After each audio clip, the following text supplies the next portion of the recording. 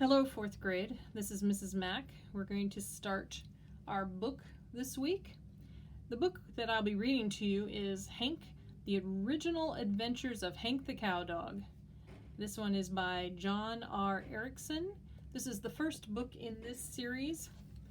This author has written over 65 books, I think, in this Hank series.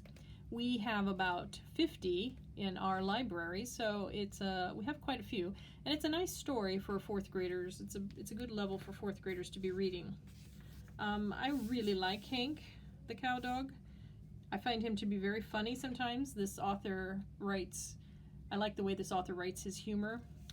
And you know, Hank is a likable dog, but he gets himself into some situations, and most of the time it's very funny how he gets out. So let's go ahead and get this started. Each week I will be posting a new chapter, so be sure to follow along. Okay, Chapter 1, Bloody Murder. It's me again, Hank the Cowdog. I just got some terrible news. There's been a murder on the ranch. I know I shouldn't blame myself. I mean, a dog is only a dog. He can't be everywhere at once. When I took this job as head of ranch security, I knew that I was only flesh and blood. 4 legs, a tail, a couple of ears, a pretty nice nose, 2 bushels of hair, and another half bushel of Mexican sandburrs. You add all that up and you don't get Superman. You just get me, good old easygoing Hank, who works hard, tries to do his job, and gets very little cooperation from anyone else around here. I'm not complaining. I knew this wouldn't be an easy job. It took a special kind of dog. Strong, fearless, dedicated, and above all, smart.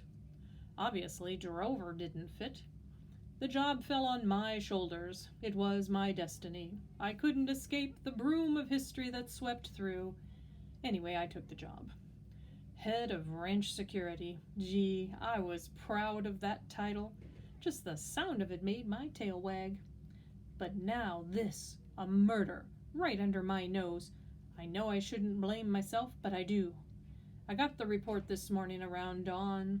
I had been up most of the night patrolling the northern perimeter of ranch headquarters. I had heard some coyotes yapping up there, and I went to check it out. I told Drover where I was going, and he came up lame all of a sudden. Said he needed to rest his right front leg. Well, I went along, didn't find anything. The coyotes stayed out in the pasture. I figured there were 2, maybe 3 of them.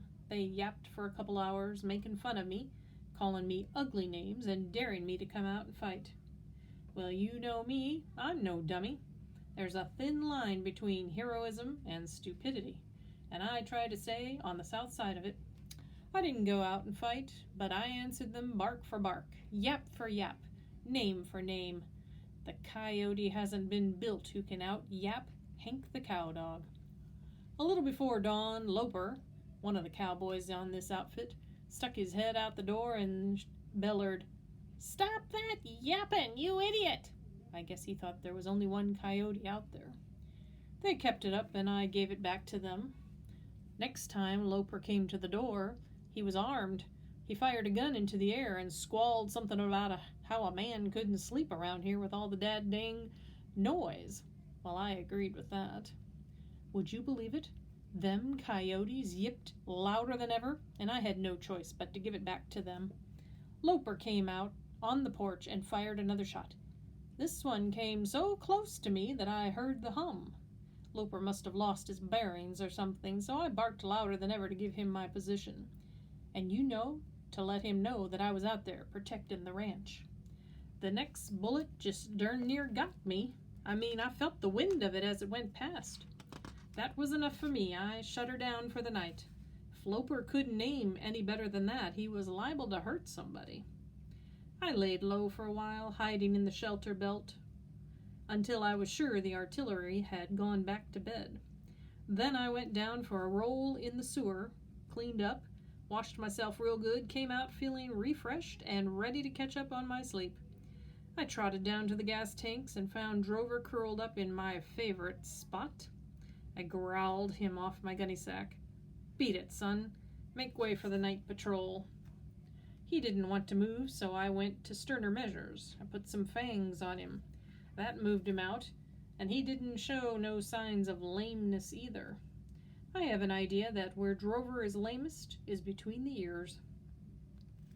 I did my usual bedtime ritual of walking in a tight circle around my bed until I found just the exact spot I wanted, and then I flopped down. Oh, that felt good. I wiggled around and finally came to rest with all 4 paws sticking up in the air. I closed my eyes and had some wonderful twitching dreams about, well, don't recall exactly the subject matter, but most likely they were about Beulah, the neighbor's collie. I dream about her a lot. What a dog. Makes my old heart pound just to think of her. Beautiful brown and white hair, big eyes, a nose that tapers down to a point, though not quite as good as mine, but that's okay, and nice ears that flap when she runs. Only trouble is that she's crazy about a spotted bird dog, without a doubt the ugliest, dumbest, worthlessest cur I've ever met. What could be uglier than a spotted short-haired dog with a long skinny tail? And what could be dumber or more worthless than a dog that goes around chasing birds? They call him Plato. I don't know why, except maybe because his eyes look like plates half the time. Empty plates.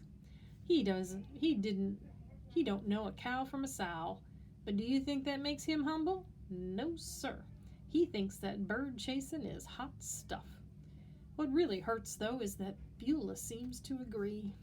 I don't understand that dog, but I dream about her a lot. Anyway, where was I? Oh yeah, under the gas tanks, catching up on my sleep. All at once, Drover was right there beside me, jumping up and down and giving off that high-pitched squeal of his that kind of bores into your eardrums. You can't ignore him when he does that. Well, I throwed open one eye, kept the other one shut so that I could get some halfway sleep. Will you please stop barking? Hank! Oh, Hanky, it's just terrible. You wouldn't believe. Hurry up, wake up. I've seen his tracks down on the creek. Get up before he escapes. I throwed open the other eye, pushed myself up, and went nose to nose with the noisemaker. Quit hopping around. Quit making all that racket.